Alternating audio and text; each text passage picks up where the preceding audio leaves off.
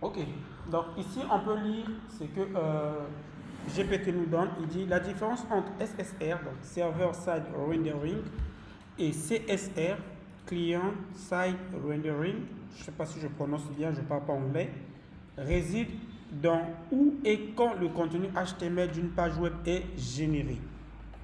C'est bon? Après, je vais réexpliquer à ma manière. Donc, le SSR, donc le Server Side Rendering, qui veut dire en français rendu côté serveur, définition, il dit le HTML est généré sur le serveur à chaque requête, puis envoyé au navigateur. Exemple, Next.js en mode SSR, Laravel, Blade, PHP natif, etc.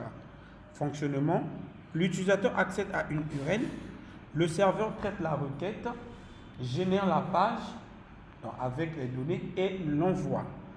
Le navigateur affiche directement le contenu. C'est bon? Et avantage, meilleur pour le SEO, donc les moteurs de recherche voient directement le contenu. Chargement initial rapide, bon pour les sites avec beaucoup de contenu dynamique ou important pour le référencement. Inconvénient, le serveur est sollicité à chaque requête. Moins interactif sans JavaScript. Donc, il faut réhydrater avec JS si besoin d'interaction. Mettons le CSR, Client Side Rendering, rendu côté client. Définition. Le HTML est généré dans le navigateur après le chargement initial de la page. Exemple d'application React, Vue, Angular, Vite, Create, React App. Fonctionnement. L'utilisateur accède à une URL. Le navigateur reçoit un fichier HTML vide ou presque vide plus le JavaScript. Une fois chargé, le JS construit dynamiquement le contenu dans le navigateur. Avantage, très interactif. Application dynamique, transition fluide, sans rechargement de page. Moins de charge sur le serveur, bonne expérience utilisateur une fois l'app chargée. Inconvénient, mauvais pour le SEO par défaut, dont les moteurs de recherche peuvent ne pas voir le contenu sans JavaScript. Temps de chargement initial plus long. Le JS doit d'abord se charger et s'exécuter. Maintenant le résumé et vous savez. Ok, donc j'espère que vous avez essayé de comprendre un peu les deux. Mais je vais réexpliquer. Donc, vous voyez ce que GPT nous dit ici que le SSR, c'est le rendu côté serveur. Donc, ce qui se passe, c'est quoi? Lorsque vous demandez une URL, lorsque vous demandez une page, c'est le serveur qui crée cette page.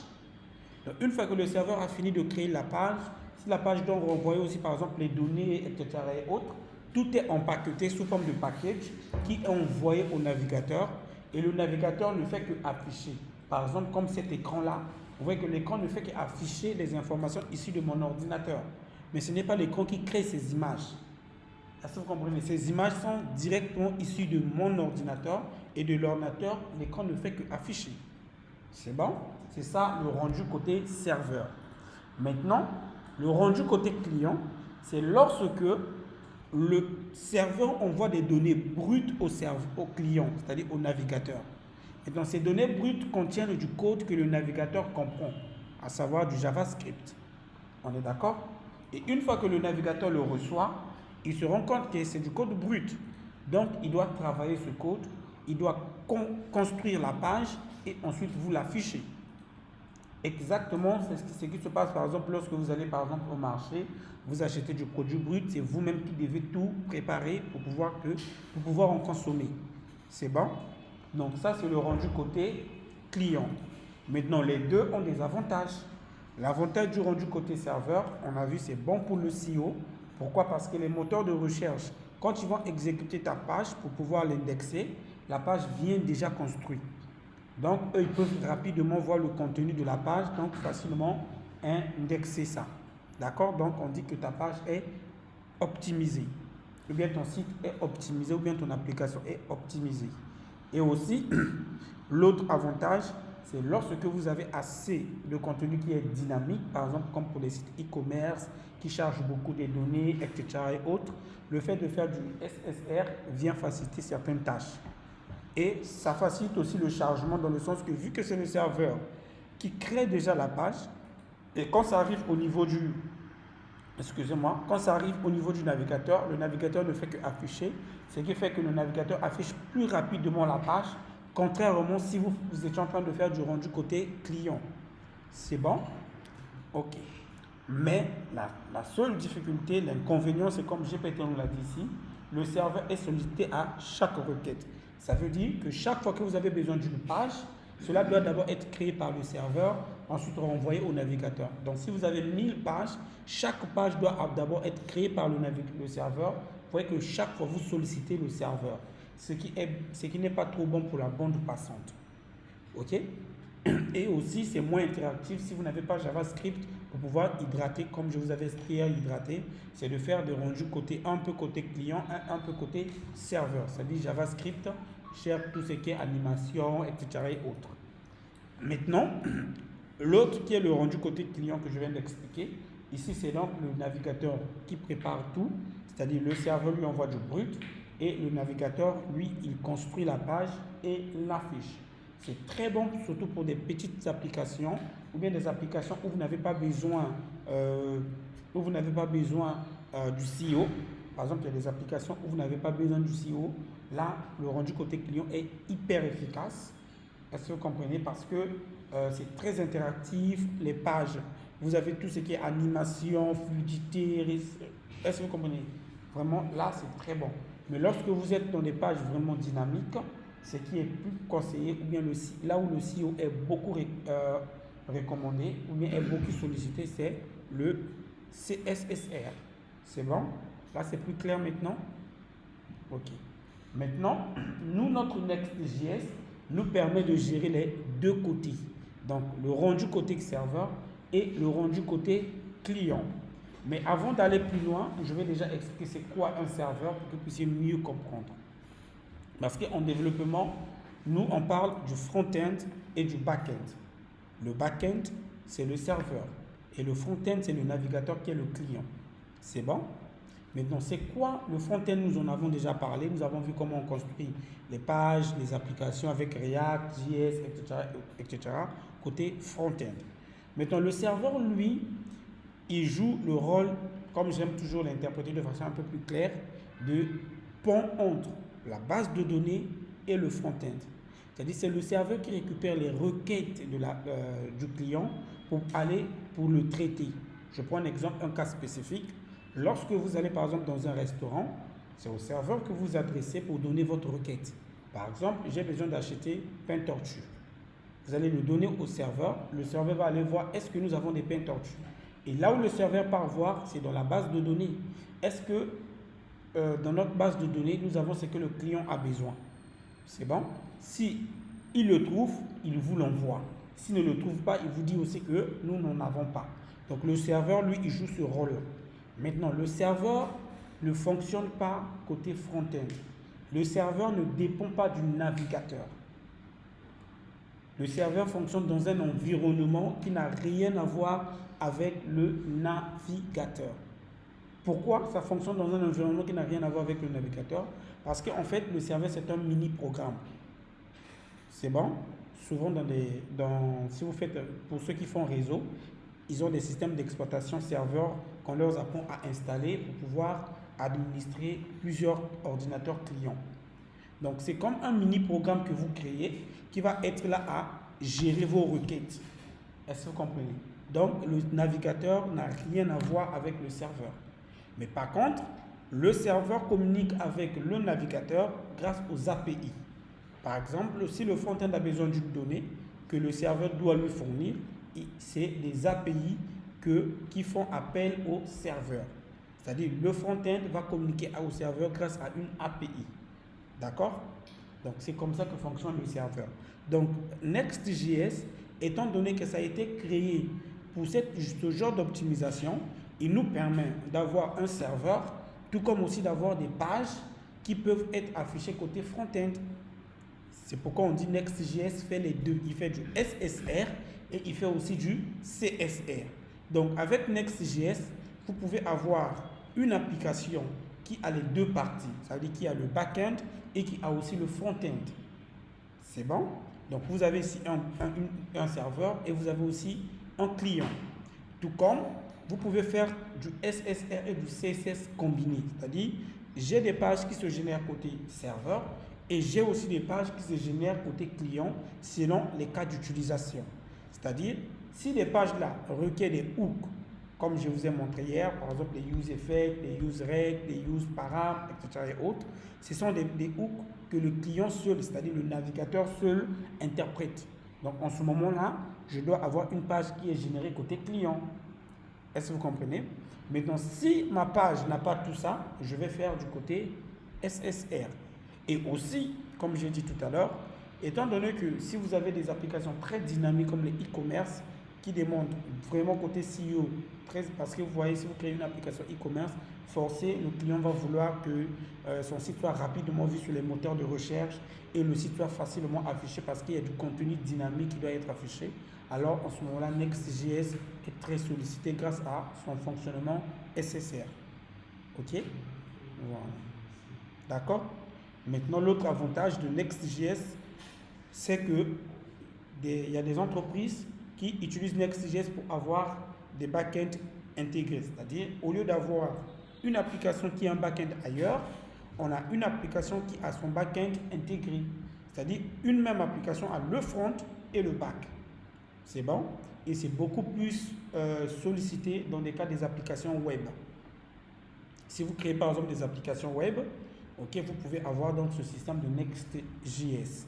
Mais si vous créez des applications mobiles par exemple, là, forcément, vous avez besoin d'un back-end à l'extérieur comme Node.js parce que les applications mobiles ne s'exécutent pas côté serveur, ça s'exécute que forcé côté front-end grâce à des interpréteurs natifs. Donc, vous aurez besoin d'un back-end ailleurs. Mais si vous faites des applications web, vous n'êtes pas obligé, si vous utilisez Next, vous pouvez avoir votre back-end intégré. Ce qui facilite déjà, la maintenance de l'application. 2, le coût. Par exemple, s'il fallait faire 2 back-end, vous voyez que les entreprises se disent, bon, si on doit payer 2 développeurs, un pour le front-end, un pour le back-end, on doit payer le back-end, on doit aussi payer le front-end, ça nous fait un coût. Donc, c'est mieux de payer un développeur qui va travailler avec Next.js pour avoir le back-end intégré. Vous comprenez? Ok, donc c'est ça l'autre avantage. Et l'autre aussi avantage de Next, vous pouvez créer que du back-end avec Next qui communique avec des front-end créés avec d'autres frameworks comme Vue.js, voilà. C'est-à-dire vous créez que du back-end, c'est-à-dire vous générez des API avec lesquels d'autres applications peuvent communiquer. Tout comme aussi, vous pouvez que générer du front-end qui n'a rien à voir avec le back-end. Tout dépend que de ce que vous voulez faire avec Next.js. C'est bon? Okay. Et donc, hier, nous avons vu ensemble comment créer une application Next.js. Je ne vais pas le créer aujourd'hui. Je vais juste ouvrir ce qu'on a déjà commencé à voir avec vous. On a vu comment on crée une application Next.js et comment on crée des pages avec Next.js. Je fais vraiment un récap. Excusez-moi. Comment on l'avait même appelé déjà?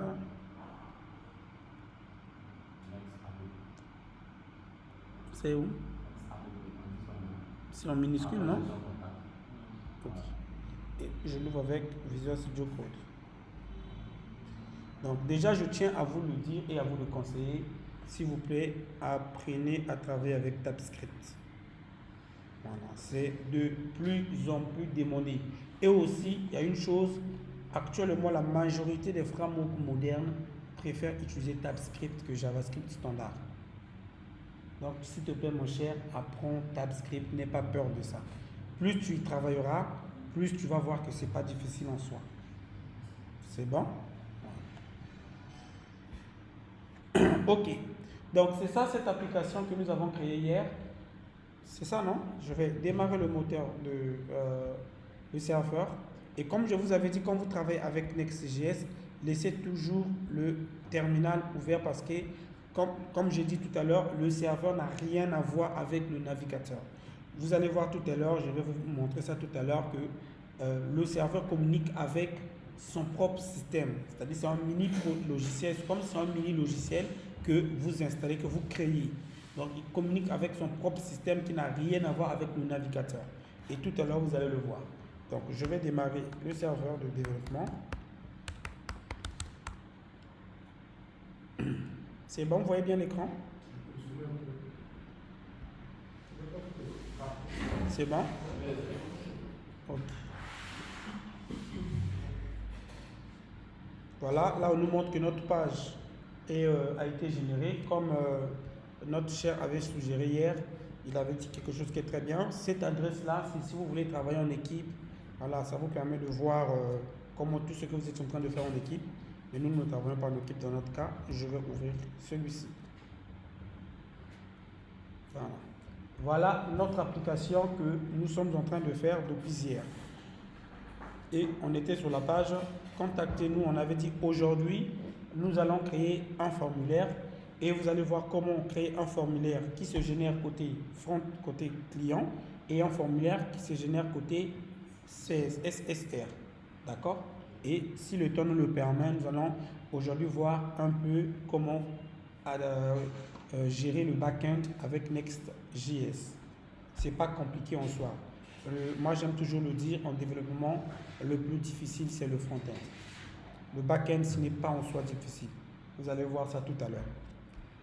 Ok. Donc ici, je laisse notre terminal ouvert pour pouvoir voir les erreurs. Mais je réduis juste un peu vu que j'ai...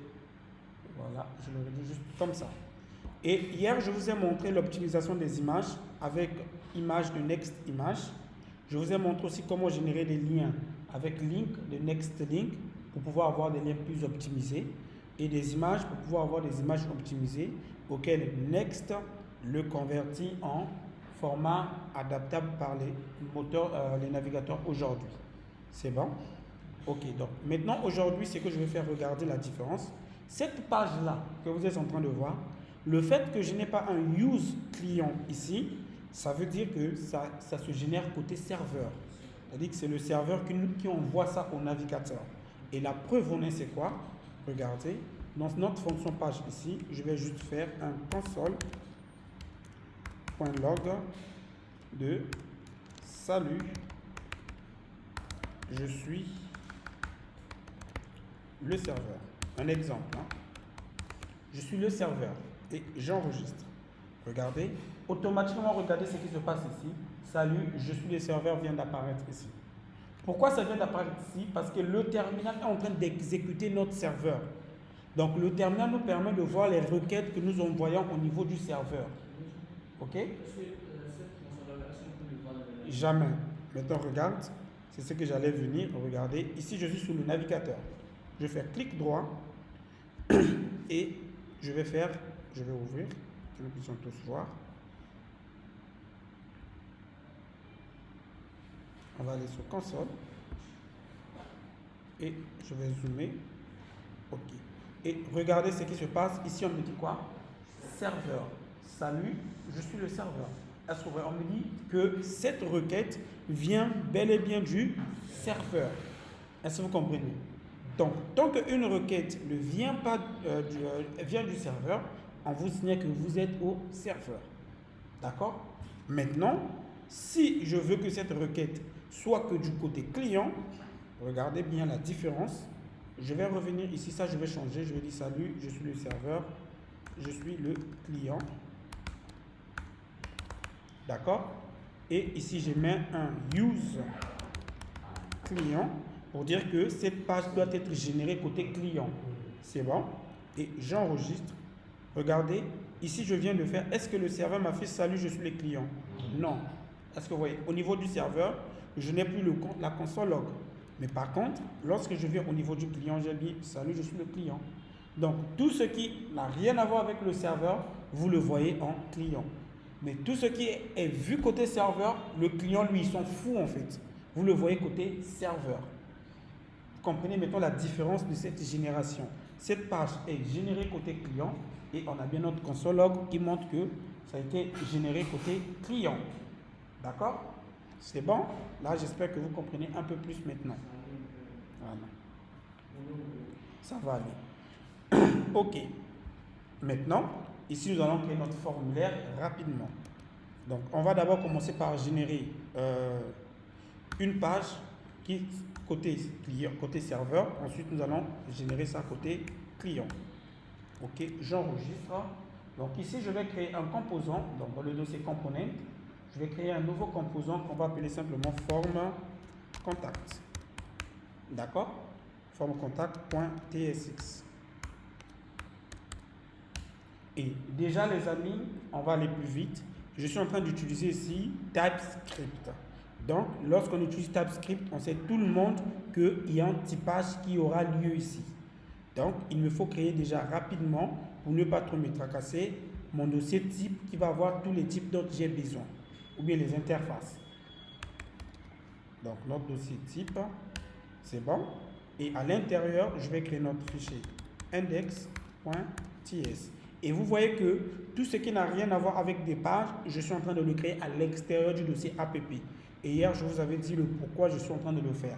Mais cela ne veut pas dire que vous ne pouvez pas le faire dans app. Pourquoi moi, personnellement, j'aime le créer à l'extérieur? C'est pour me permettre de comprendre que app ne peut que contenir ce qui est page et ce qui est code backend.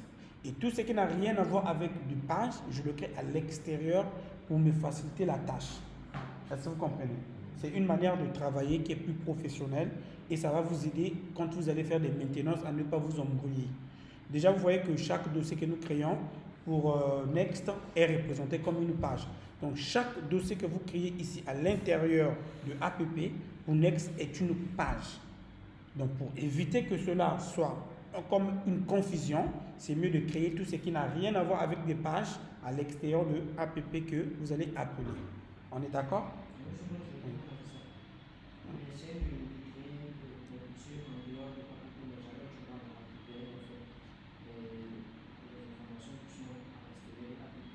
Mettons, c'est comme j'ai dit, tu avais créé ta page. Est-ce que tu avais bien le dossier app ici? Tu as refait? Alors, donc, regarde comment je vais le faire alors. Donc, ici, déjà dans Index, je vais créer mon tout premier typage. Je vais faire Export. C'est bon. Deux types. Ici, je vais l'appeler Contact Type. Est égal à quoi? Donc, ici, j'ai besoin de quoi dans le type? J'ai besoin du nom de l'utilisateur, qui sera de type string. D'accord?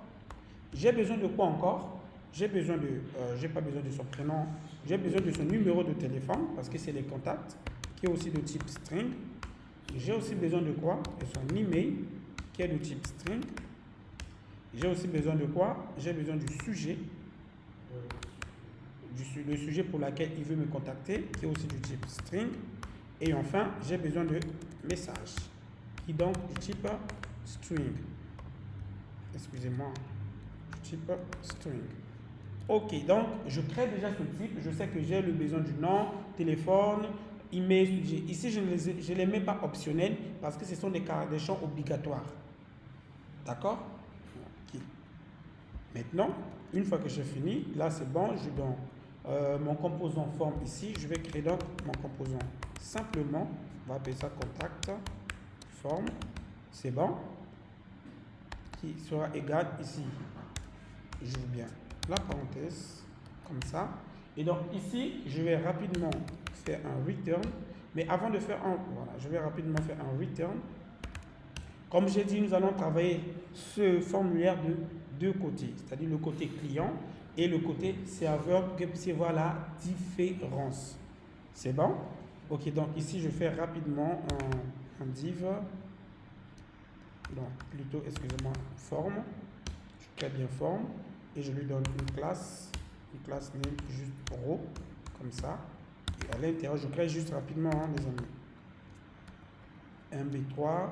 Ensuite, ici, on va donner call-lg-6. Un truc de genre comme ça. Je vais faire déjà copier-coller parce que je n'en aurai besoin. Et à l'intérieur, on a notre input qui est de type texte, bien sûr.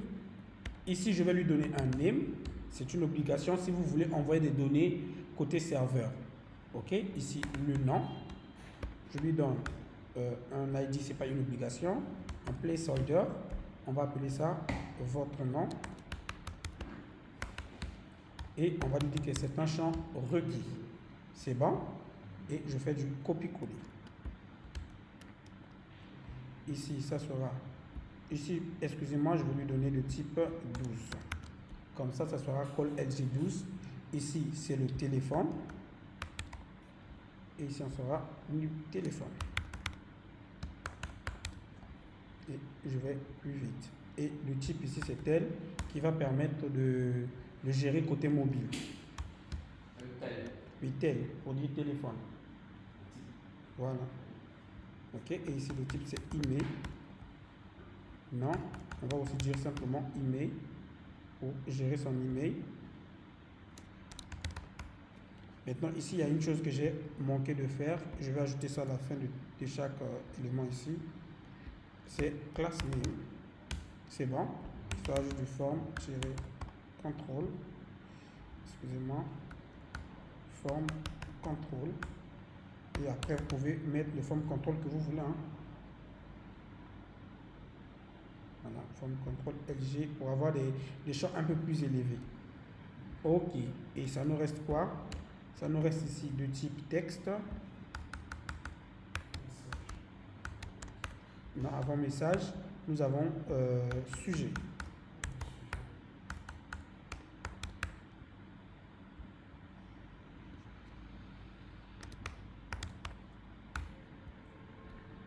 Ok. Et enfin, ici nous avons un text area. Je vais enlever tout ça. Qui sera le message. Donc text area, on lui donne le type message.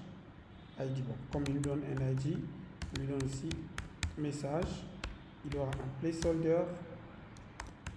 Votre message, c'est un champ requis. Et aussi, il aura une class name. Ici, on va dire form-control. Ça me suffit. Et on lui donne le nombre de lignes que nous voulons qui puisse apparaître, par exemple 5. C'est-à-dire que ça puisse avoir au moins 5 lignes. C'est bon? Ok. Ensuite, ça nous reste notre fameux bouton. Ok. Et donc, ce fameux bouton-là, excusez-moi, ce fameux bouton-là, on va simplement faire un btn, on va dire envoyer. Ça rajoute une class name, form, control. btn, je sais pas moi, primaire. btn, md. Ok, c'est bon. Donc voilà notre formulaire créé. Maintenant, on va importer ce formulaire-là dans notre page contact.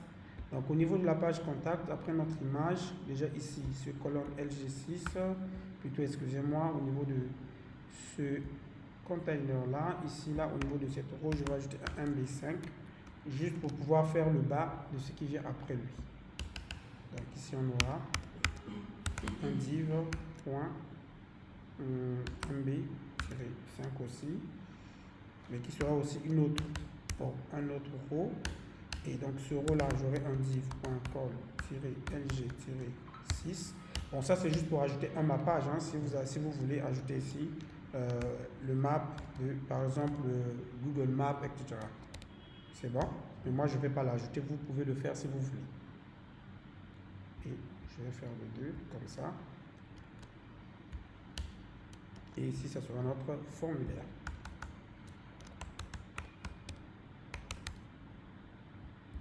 Et donc, on va appeler notre contact forme. Comme ça. Ok.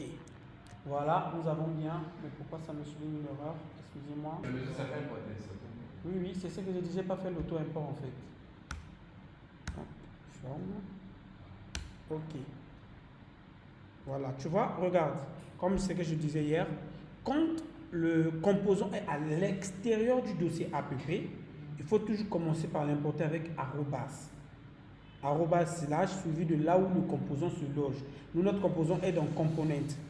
Si tu ne fais pas comme ça, il ne va pas le reconnaître. Maintenant, si tu fais comme ça et que cela ne reconnaît pas, ça veut dire que pendant que tu étais en train de créer, comment on appelle ça, ton application, tu avais refusé d'accepter app router. Parce que quand tu demandes d'accepter app router, plutôt, excuse-moi, plus bas, là où on te demande si tu veux importer le turbo pack, le arrobas, tout, si tu dis yes, tu auras ce problème-là. Donc tu dois dire no. Je crois bien hier, je vous avais montré ça. C'est bon? Ok. Donc, on peut voir maintenant, c'est pas encore chargé. On attend que ça se charge. Ça, c'est quand il y avait encore l'erreur. Ok, nous avons bien notre formulaire. Ah, là, c'est pas joli à voir. Je vais ramener ça à 12. Excusez, c'est le composant forme. C'est 12.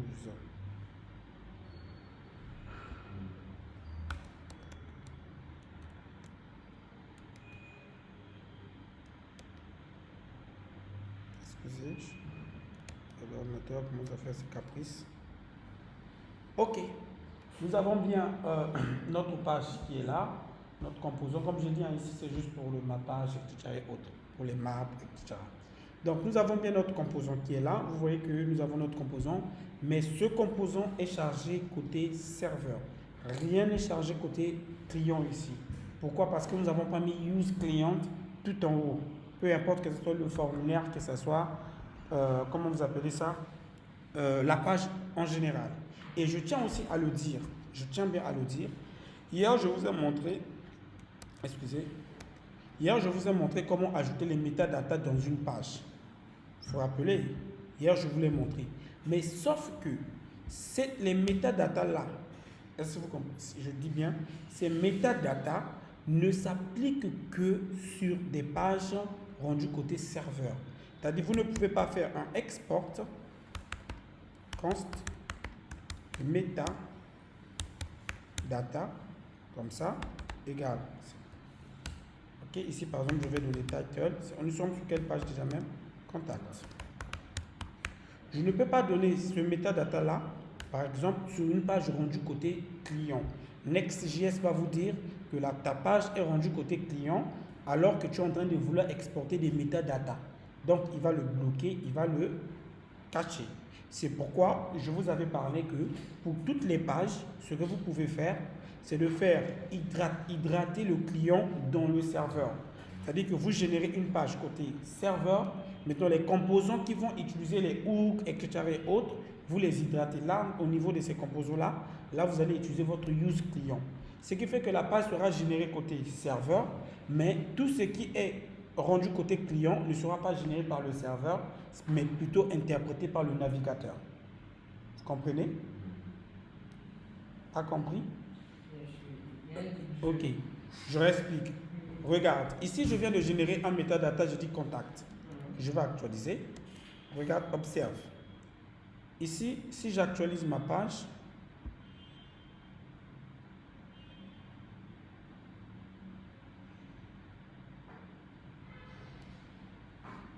attendons.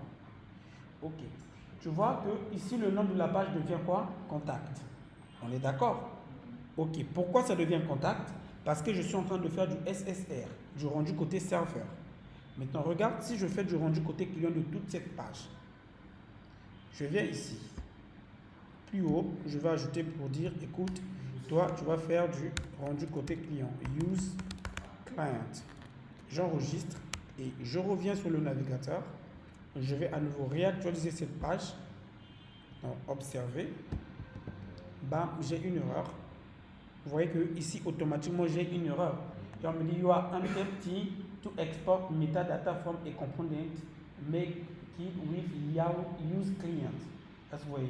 Donc, il me fait déjà comprendre que tu es en train d'importer un metadata avec un composant qui utilise le mot use client. Donc, comme c'est un composant client, je ne peux pas importer ces metadata. C'est bon? C'est pourquoi, pour pouvoir éviter ce problème-là, c'est ce que j'ai dit, vous chargez votre page en SSR. Maintenant, si vous avez des composants que vous devrez générer côté client, alors vous hydratez ces composants-là. C'est-à-dire, ce n'est que le composant qui aura un use client. Est-ce que vous comprenez? Donc, là, quand le serveur va envoyer la page, il va laisser au navigateur d'interpréter tous les composants qui ont use client. Ok? Par exemple, regardez, je vais mieux vous expliquer. Observe. Ça, c'est notre page. C'est bon? J'explique bien pour que vous puissiez comprendre. Ça, c'est notre page. C'est bon? Vous venez de voir, non? Ok, là, si je réactualise, observez. Si je réactualise, excusez, la machine fait des bugs et des caprices comme d'habitude. Voilà, notre page s'affiche sans problème. Pourquoi? J'ai enlevé le use client, ce qui fait que c'est le serveur qui crée cette page. C'est bon? Maintenant, si je voulais que ce formulaire-là puisse être généré côté client, en ce moment-là, dans mon formulaire, je vais venir ici au niveau de forme. Je vais simplement monter ce formulaire avant de faire son export. Je vais mettre, toi, tu es généré côté client. Et j'enregistre. Si cette fois-ci, je reviens sur la page, ok, voilà, compilation, c'est bon. Si cette fois-ci, je reviens sur la page et que je tente à réactualiser maintenant ma page, regardez ce qui se passe. Voilà, bam, je n'ai plus d'erreur. J'ai bien une page qui a été générée, j'ai bien mon formulaire sans erreur. Pourquoi? Parce que ce qui s'est passé, le serveur a fait ce qu'on appelle par une hydratation. C'est-à-dire qu'il a récupéré, il a affiché ma page qui est le serveur, qui est un rendu serveur. Mais comme j'ai un composant client, il a pris ce composant, il l'a inséré dans ma page. Maintenant, il a dit, bon, ce composant-là sera interprété que par le navigateur. Moi, je ne peux pas l'interpréter parce que je ne suis pas capable. Mais je laisse au navigateur seul d'interpréter uniquement ce composant. Vous comprenez? Ce qui fait que ma page vient bien au client, une page qui est bien générée et demande au navigateur de compiler lui-même, comment on appelle ça, de transformer, de convertir lui-même le côté qui doit. Est-ce que vous comprenez? Donc là, ce qu'on est en train de faire, on fait directement du SCCSR et du CSR combinés en même temps. Et c'est la méthode la plus pratique que vous devrez appliquer quand vous travaillez avec Next.js. Je répète, les composants qui doivent être générés côté client ne doivent pas faire, vous ne devrez pas faire en sorte que toute la page soit rendue côté client. Vous n'appelez que les composants nécessaires côté client. Mais la page, vous le générez côté serveur.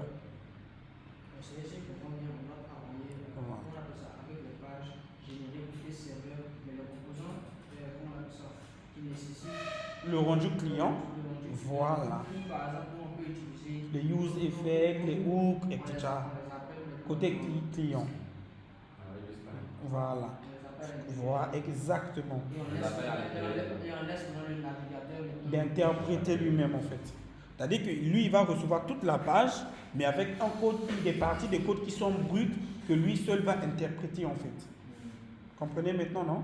C'est ça la toute différence de Next.js. Ce qui fait que vous voyez ici, les moteurs de recherche, quand ils vont voir cette page, ils vont bien le référencer parce que c'est une page qui est générée. C'est bon? Ok. J'espère que là, ça commence à rentrer. Hein? C'est pas difficile en soi. Hein? Voilà. C'est juste la méthodologie de savoir est-ce que ce composant-là doit être généré côté client ou pas. Si c'est un composant qui nécessite la génération côté client, je fais le use client. Si ce n'est pas le cas, bon, je laisse tomber comme ça. Ça va pouvoir optimiser même le référencement. Exact. C'est pour pouvoir permettre en sorte que vos pages soient facilement référençables sur les moteurs de recherche. C'est bon? C'est pourquoi vous voyez que cette méthode, comment on appelle ça, cette méthode des composants en Next.js est très importante. Parce que cette méthode-là vous permet de ne pas bloquer les performances de votre application en général. Imaginez-vous si toute la page doit être générée côté client, ce qui fait que quand les moteurs de recherche vont charger cette page, ils doivent d'abord attendre que le navigateur génère la page. Et donc, les performances côté SEO est réduite. Alors que ici, quand ils demandent au serveur, le serveur leur donne une page déjà faite. Donc, il dit, ah ok, la page est très bien, je peux le référencer, je peux l'indexer dans ma base de données. C'est bon? C'est des techniques un peu plus professionnelles. Ok, c'est bon. Maintenant, comme j'ai dit, nous allons générer. Enfin, nous allons voir maintenant, ici vous avez compris comment fonctionne le front-end et le back-end de Next.js. Maintenant, parlons du serveur. Ici, par contre, je veux envoyer des données et je veux le traiter. C'est bon? Je dis bien, je veux envoyer des données et je veux le traiter. Nous allons simuler dans notre cas DB.json comme base de données. Et ensuite, la semaine prochaine, parlerons des vraies bases de données. C'est bon? Donc, je vais créer un dossier DB, comme on a habitué à le faire. Et à l'intérieur, on a notre db.json. C'est bon?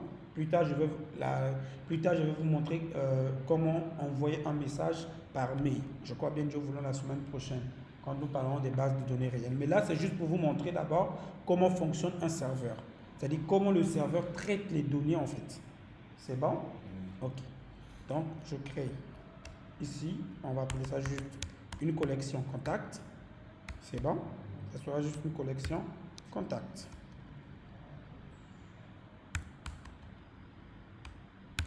Ok. Ça, le DB-JSON, ça représente notre base de données. C'est bon? Le blanc, ça va? Ok. Donc ici, ça va récupérer la liste des contacts et des messages que les clients nous envoient. Donc ici, je vais ouvrir un autre terminal pour le DB-JSON. JSON serveur ./db, c'est ça non? /db.json. Il va nous créer nos endpoints. On attend. Ok, il me fait comprendre que j'ai une erreur. Error event, pourquoi? J'ai mis lesquels? Oui, j'ai déjà JSON serveur. Ouais. Non, c'est parce qu'en fait, il me dit ici que voilà, le port 3000 est déjà utilisé. C'est ça qui est le plus mauvais côté en fait. Donc, c'est pas grave. Ce que je vais faire, je vais fermer d'abord le serveur là pour que NextJS soit lancé au port 3001. Donc, je ferme ce serveur pour permettre à DB-JSON de lancer son truc convenablement.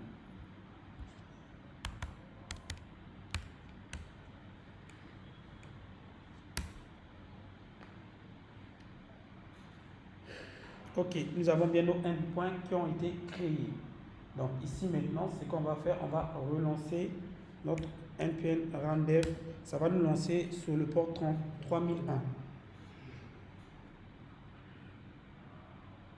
Ici, je chauffe très bien.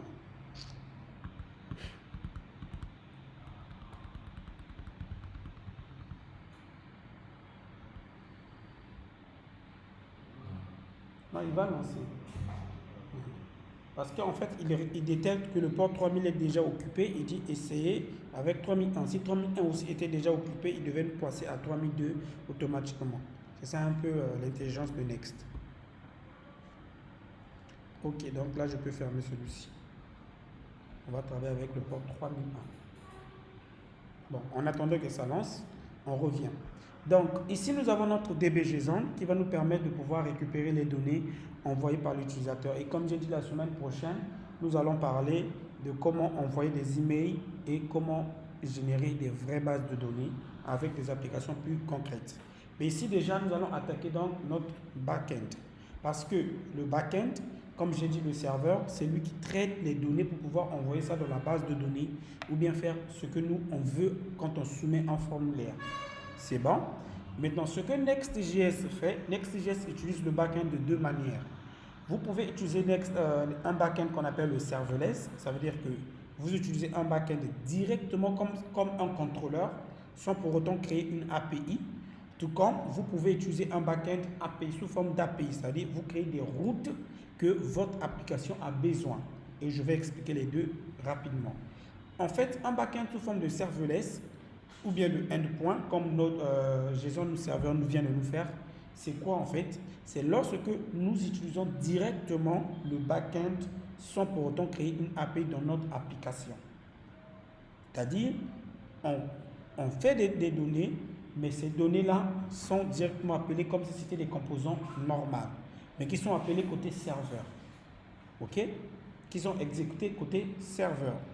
Et on utilise souvent ces genres de cas. Lorsque votre application, par exemple, je prends un exemple, lorsque votre application sera utilisée que 100% sur le web, c'est-à-dire qu'à la fin, vous n'allez pas avoir une autre application si ce n'est que ça. C'est bon. Là, en ce moment-là, vous allez utiliser le mode serverless, c'est-à-dire le mode contrôleur. C'est bon. Ok. On appelle ça aussi un système de MVC, qui veut dire Model View Controller. C'est-à-dire les contrôleurs, c'est la logique de votre code, c'est-à-dire ce qui exécute votre code. C'est bon. Et les vues, c'est nos pages. Les modèles, c'est quand nous parlons des bases de données, vous allez voir comment on crée des modèles. Donc, ce système-là, je le répète encore, est utilisé que si et seulement si votre application sera vue que côté web. Est-ce que vous comprenez? Et aussi, si votre application ne va pas partager des ressources, comme je vous ai dit au début, vous pouvez créer un back-end Next.js que d'autres clients utilisent, c'est-à-dire d'autres applications utilisent. Mais dans le cas des contrôleurs, si votre application ne va pas partager son code avec d'autres applications, en ce moment-là, vous pouvez rester avec cette méthode que nous allons voir tout à l'heure. C'est bon, les deux méthodes. Mais si votre application Next.js va se communiquer aussi avec d'autres applications, par exemple, je prends un exemple, vous avez une application Next Web, vous aurez aussi besoin d'une application mobile, vous aurez besoin d'une application desktop, qui vont eux tous avoir besoin d'un back-end pour pouvoir récupérer les données. En ce moment-là, vous utilisez la deuxième méthode que nous allons faire, qui est la méthode de créer une API auquel les autres applications auront besoin. Est-ce que vous comprenez? Pour pouvoir avoir des ressources de la base de données. Mais nous, ici, on va d'abord commencer par la première méthode, qui est les contrôleurs. Donc, regardez, c'est aussi simple que possible. Donc, ici, je vais simplement créer ici un contrôleur, un dossier contrôleur.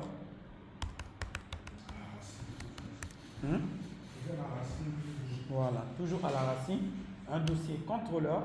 Et donc, dans ce dossier contrôleur, je vais créer tous les contrôleurs dont j'ai besoin. C'est bon? Donc, le tout premier contrôleur que je vais créer.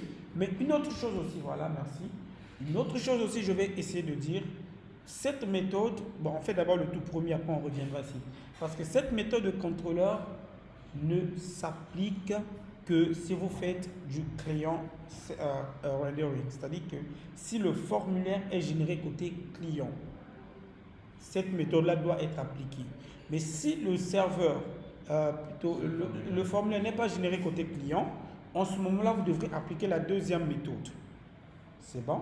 Maintenant, c'est à vous de faire le choix. On fait d'abord ça ou l'autre. On commence d'abord. Ok, on commence avec le contrôleur. Donc, on va faire un rendu côté client. C'est bon? Donc, ici, ce que je vais faire, je vais créer tout simplement un contrôleur. Ici, on va, vu que nous, on a conçu le contrôleur pour l'instant, on va l'appeler form.contrôleur. Après, vous pouvez appeler comme vous voulez. Hein. Moi, je mets point contrôleur juste pour montrer que c'est un contrôleur. Vous comprenez? Voilà. Mais sinon, vous pouvez dire form.js. Ça marche. C'est? S'ils ont fini, il faut lui dire. Si on peut aller là-bas. Oui.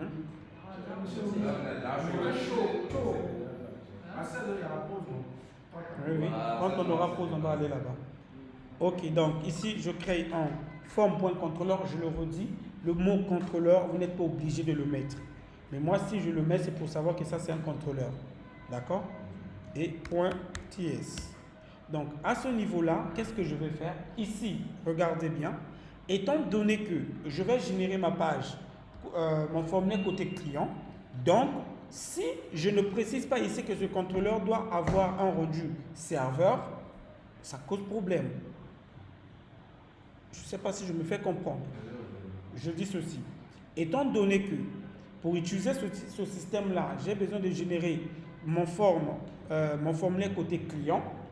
Donc, ici, comme c'est un traitement serveur, je dois préciser annexe que lorsqu'on va appeler ce contrôleur-là, tu dois générer, en fait, tu dois travailler côté back-end. C'est comme si c'est le back-end qu'on fait appel. C'est bon?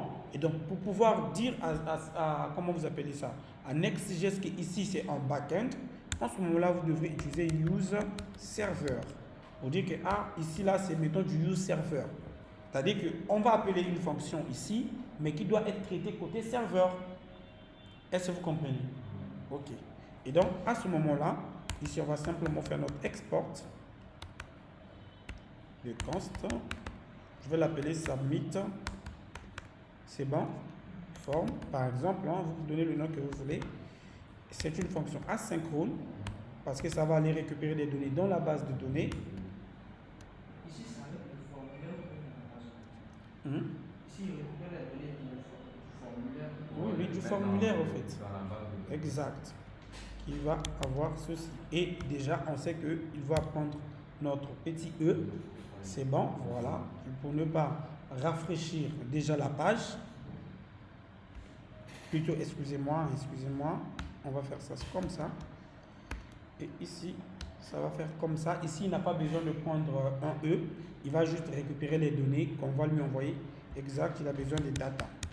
Pardon, excusez-moi, il va prendre data en fonction. Et data est de quel type? On va dire data est de type contact type. Data est de type contact type parce que ce sont des données qu'on va lui envoyer. Que lui, il va traiter sur le back-end. C'est bon? Et vous allez voir que le back-end, c'est tout ce qu'on a commencé à voir avec vous. Déjà ici, étant donné que c'est un contrôleur, je vais installer rapidement Axio pour gagner en temps. Vous pouvez travailler avec Fetch, tout comme vous pouvez travailler avec Axio. Tout dépend que de vous. npm install Axio.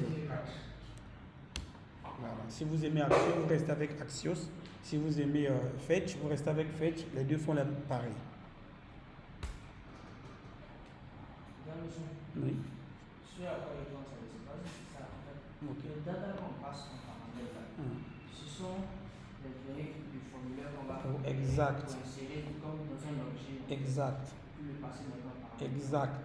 Tu as tout compris même. C'est bon? Ok. Donc, ici, ce que je vais faire notre try catch. Au cas où s'il y a une erreur, on peut capturer des erreurs. Et déjà, je tiens à le dire, s'il vous plaît, les amis, lorsque vous travaillez avec le serveur, ne renvoyez jamais les consoles log du serveur au client. Ça, c'est une erreur des débutants. Pourquoi vous ne devez pas renvoyer les consoles log du serveur au client? Parce que si vous envoyez les erreurs du serveur au client et que votre application tombe sous la main d'un malveillant, il pourra comprendre comment fonctionne votre serveur. Et donc, faire des erreurs. C'est pourquoi j'ai bien précisé ici use server pour dire que tout ce qui est console log que tu vas me renvoyer sera affiché que côté serveur et non côté client. Hein? Oui, ici quand vous ne mettez pas le use, c'est toujours côté serveur.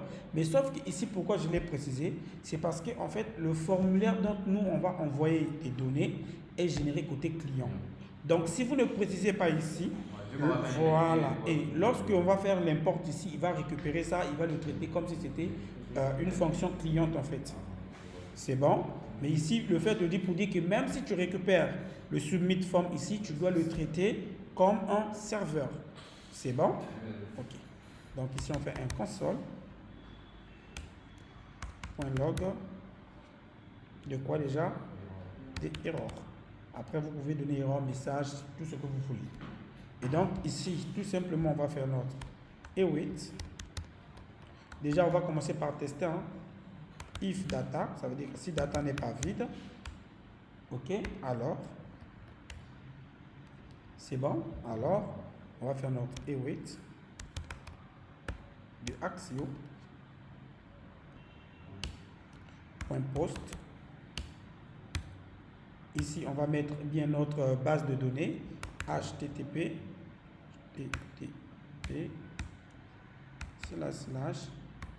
/localhost, excusez, localhost, c'est le port 3000, non?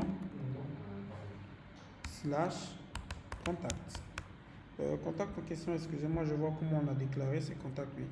Ok, donc là, je peux revenir sur notre serveur, contact.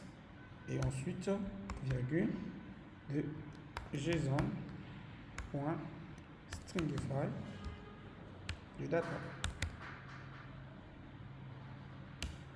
Ok, on lui envoie des data.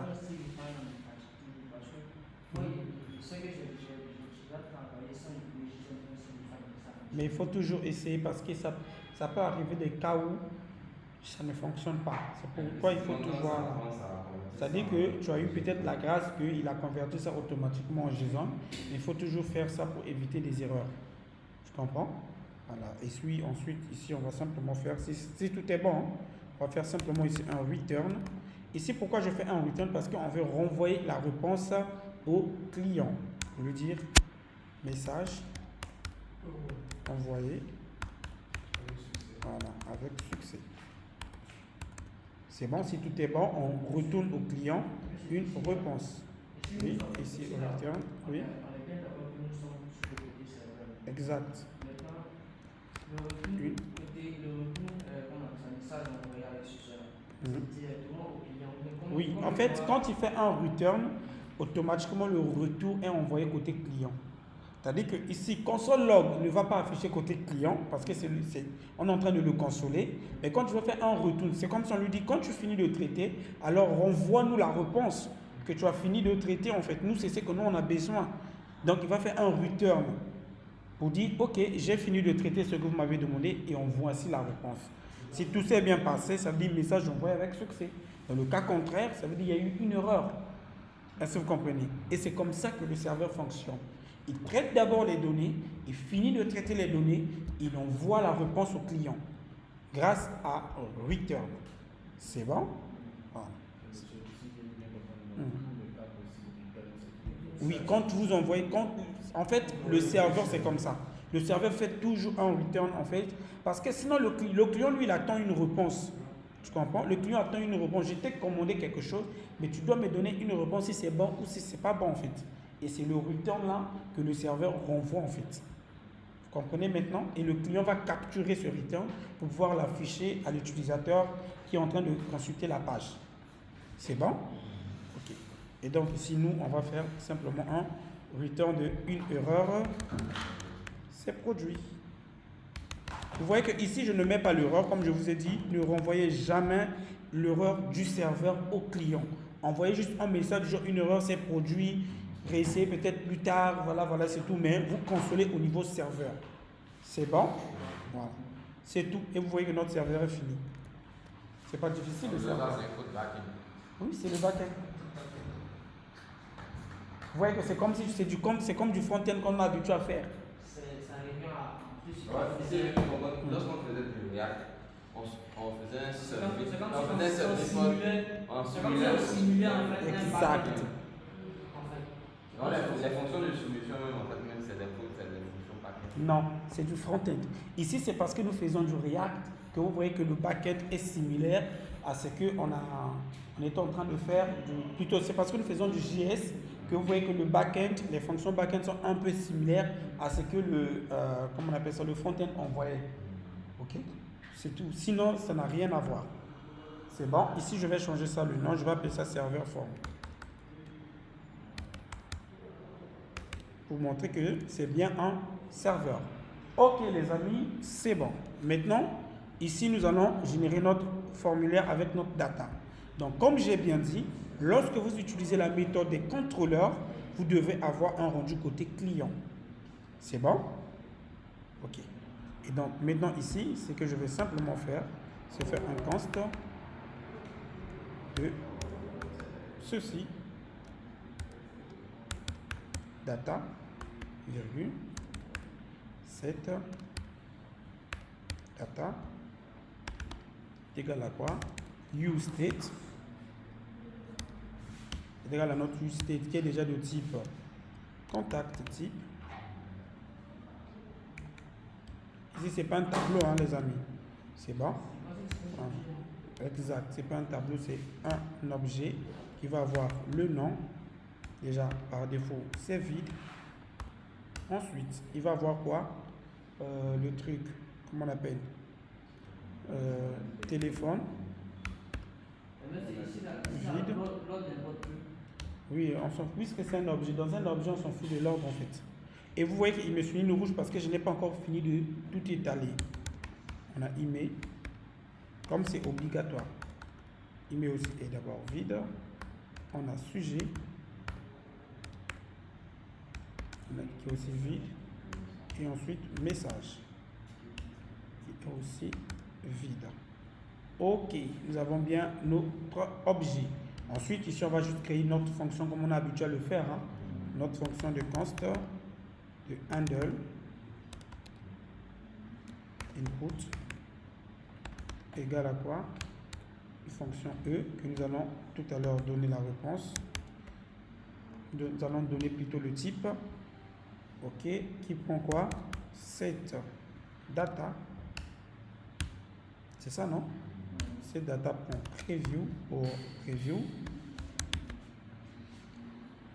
c'est une parenthèse. Après, le parenthèse, c'est comme ça, non? Ok, ici, 3 points, 3 points. Aussi cette fonction-là.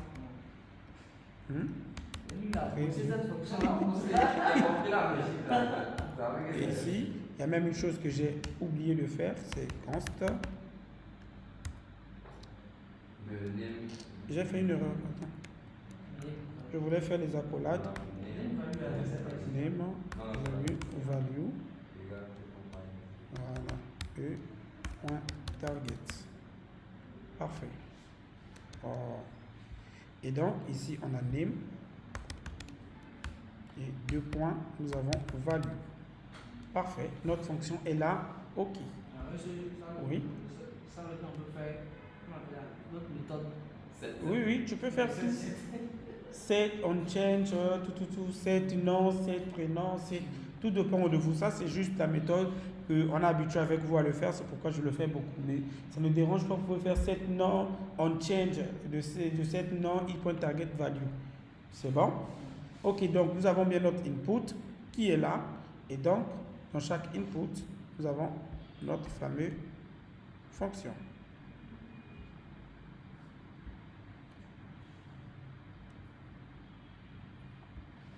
OK, on change. Ouf, ça c'est vraiment un marathon. J'aime pas quand l'ordinateur la bug comme ça m'énerve. On a bien notre on change qui est égal à. Je mets d'abord le E là, que nous puissions savoir son typage. C'est bon. On aura E qui va prendre handle input de E. OK. Et on va voir E est de quel type? E est de type change event. C'est React, il faut ajouter au début. OK.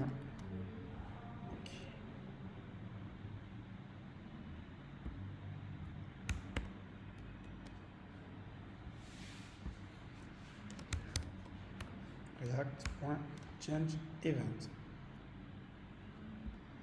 OK les amis, nous avons bien configuré ce truc. Maintenant, on va gérer notre formulaire pour pouvoir le soumettre. Donc, comme on est en train d'utiliser un rendu client, est-ce que vous voyez? Donc ici, tout simplement, ce que je vais faire, c'est simplement de faire une autre fonction, const submit, par exemple. C'est bon. Est égal à quoi? Je donne juste un nom comme ça. Est égal à une fonction asynchrone. Pourquoi je donne asynchrone? Parce que ça va aller récupérer les données au niveau du serveur. C'est bon, c'est une fonction asynchrone. On va revenir sur le typage pour empêcher juste que la page se rafraîchisse. Au niveau de notre serveur, voilà, plutôt d'envoyer nos données au niveau du serveur. Merci d'avoir précisé, puisqu'on envoie les données. C'est bon? OK. Donc ici, dans notre cas, on n'a plus besoin d'action, vu qu'on est sur un rendu client. Et on a notre on submit. Et donc, ce on submit, il prend E. Et il va nous envoyer quoi? Submit. Qui prend aussi E en paramètre. Et le E là, on peut prendre son typage déjà, qui est de forme element. Que nous allons mettre ici, deux points, forme element. Et on ajoute bien React devant.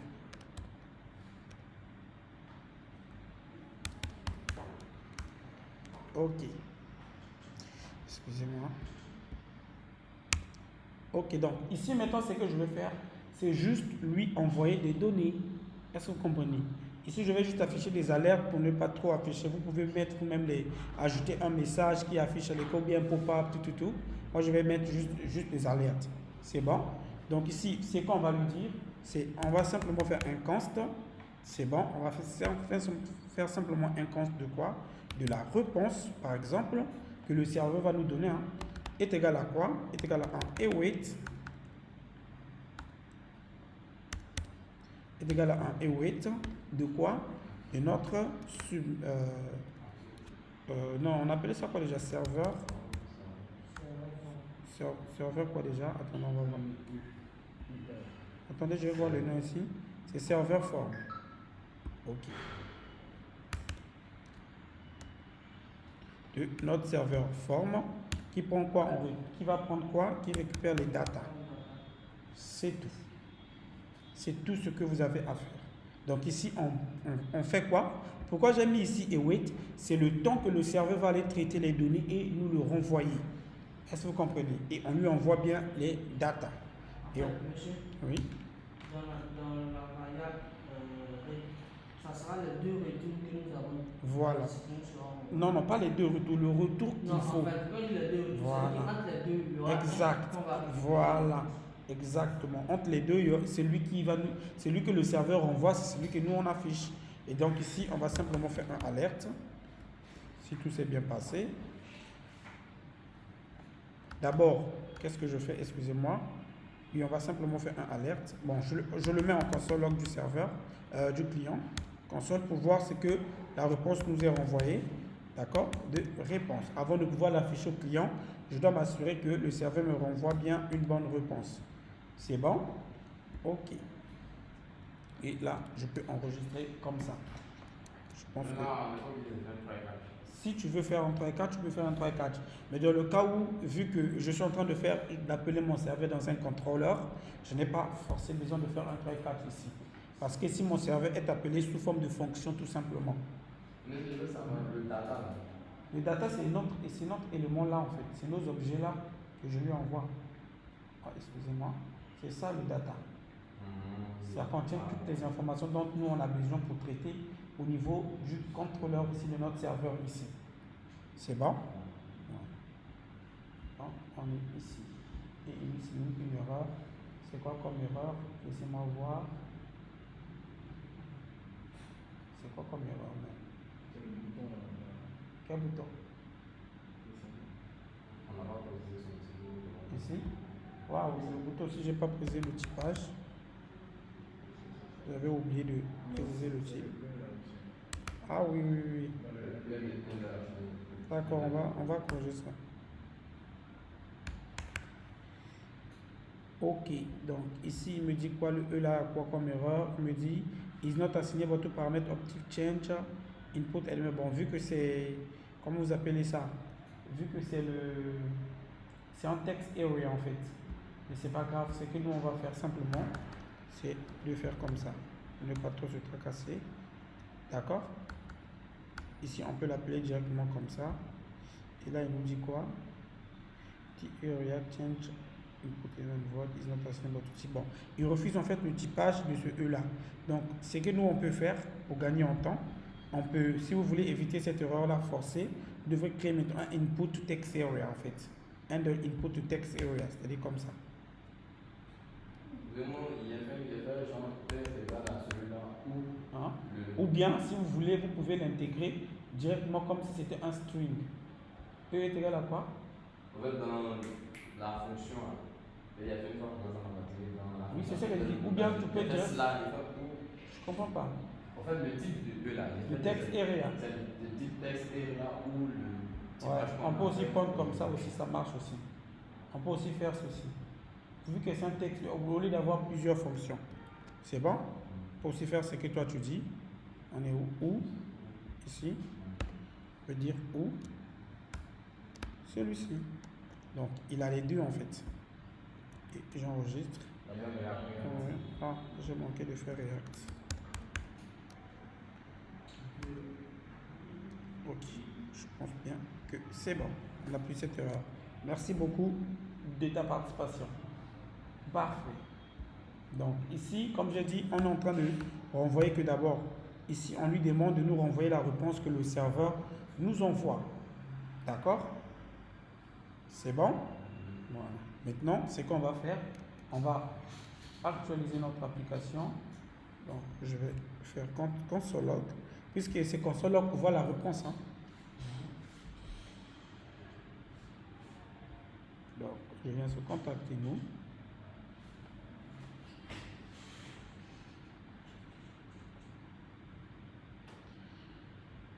Ici, j'affiche ma console.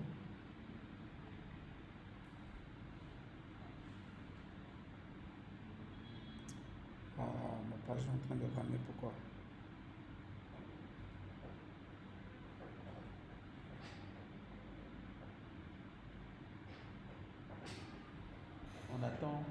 Ça charge. C'est l'ordi qui est un peu en train de bugger.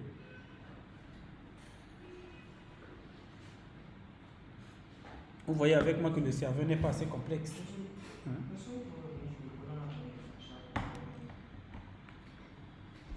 Ok, quelle partie? Pose toutes tes questions, mon frère. Ça va le blanc, tu comprends? Ce sont les liaisons en fait que Le serveur, lui, c'est juste la réponse du serveur qui récupère. Ici, oui, lui c'est juste la réponse. Il envoie les données au serveur, les data, et il attend. C'est pourquoi on dit que quand de réponse est égal à await, ça veut dire que tu dois attendre la réponse du serveur. Donc la réponse que le serveur va te donner, c'est cette réponse que je vais afficher au client en fait, c'est-à-dire à l'utilisateur. Non. On verra aussi à quel moment on va faire Axios quand on fera l'autre méthode. À envoyer les données sans forcément await et tous les trucs. Genre, tu veux une fonction simple pour envoyer directement. Voilà. Or, ça, ce n'est pas possible. Pourquoi ce n'est pas possible? Regardez, dans notre serveur ici, dans notre fonction serveur, on a dit c'est une fonction asynchrone. Et donc, une fonction asynchrone renvoie une promesse. Et comme c'est une promesse, le temps que la promesse arrive, il faut l'attendre. Donc, on attend qu'il puisse terminer son opération. Ensuite, il nous renvoie la réponse pour dire que, ok, voici la réponse dont je vous avais promis. Tu comprends? Voilà. Ça va? Ok. Donc ça, c'est, je répète bien, la première méthode de travailler avec un serveur avec Next.js. Et donc cette méthode ne s'applique que si votre serveur ne va plus partager les données avec d'autres applications. C'est bon? Ok. Et c'est la méthode la plus facile. Vous allez le voir tout à l'heure que c'est la plus facile des faciles. Ok, donc ici, je crois bien que ça s'est chargé. Hein. Ok, on a bien notre truc. On va maintenant tester. Hein. Donc ici, si je fais non, je mets n'importe quoi. Je mets le blanc. Téléphone, je mets du n'importe quoi. Adresse email, je mets du n'importe quoi. Hein. Sujet, du n'importe quoi. Message, je mets du n'importe quoi. Et si je clique sur envoyer, regardez. Bon, ici, il me réfléchit ça pourquoi? Pourquoi il me réfléchit? Il n'avait pas encore chargé la page. Quoi. Ah oui, c'est normal. On a oublié de faire event default. Voilà. C'est normal, on l'a accusé pour rien. Donc ici, on va ajouter notre i.prevent default. Ok. Et je vais réactualiser cette page.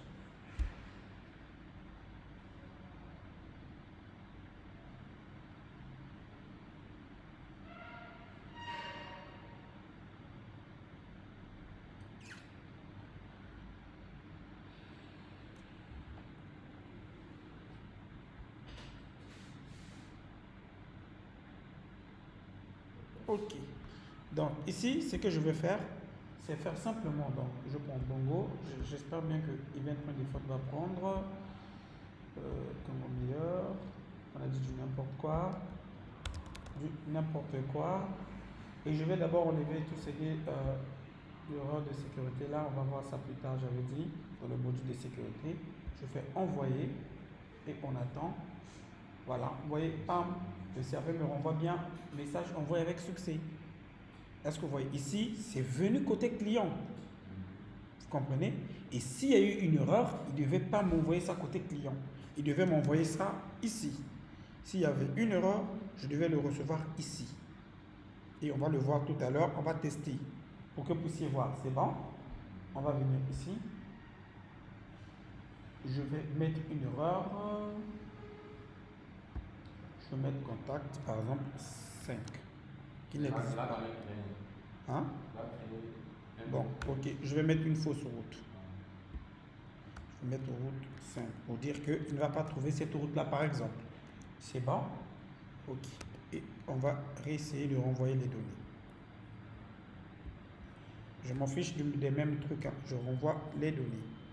Envoyer. Vous voyez que ici, je n'ai aucune réponse. Vous voyez, non? Je n'ai aucune réponse. Mais on va voir au niveau du serveur. Bam. Attendez, il n'a pas encore chargé les données. Les modifications qu'on a fait, il n'a pas encore chargé. On attend. Voilà. Bam, vous voyez que automatiquement, j'ai quoi? Regardez bien, au niveau du serveur, plutôt au niveau d'ici, il me renvoie qu'une erreur s'est produite parce que je lui dis s'il y a une erreur, tu me le renvoies. On me dit une erreur s'est produite, mais tu ne m'affiches pas l'erreur qui s'est produite, juste le message qui va montrer à l'utilisateur que ah, il y a une erreur. Maintenant, au niveau du serveur, moi, comme je suis en train de développer, bam, j'ai bien cette erreur-là. On me dit ASEC, synchro, serveur, form, voilà, et wait, tout. On me montre bien où se trouve mon erreur. Vous voyez, non? Ok? J'ai bien mon erreur. Donc, c'est comme ça que le serveur fonctionne. Donc, je le redis encore, lorsque vous êtes en train de développer, ne ramenez jamais des erreurs du serveur sur le client. Le client, lui, ramène juste un message pour lui montrer qu'il y a eu une erreur, mais vous gardez vos consoles côté serveur. C'est bon? Et au niveau du serveur, vous voyez qu'ici, il me montre qu'il y a eu bien une erreur au niveau des await. Ça veut dire qu'il y a quelque chose qui s'est mal passé ici. Et on sait tous ensemble que c'est cette route-là. C'est bon? Ok. On peut envoyer notre 3000. C'est bon? Ok. Il est 16h, je crois. 16h09. On va faire une pause que vous puissiez aller prier.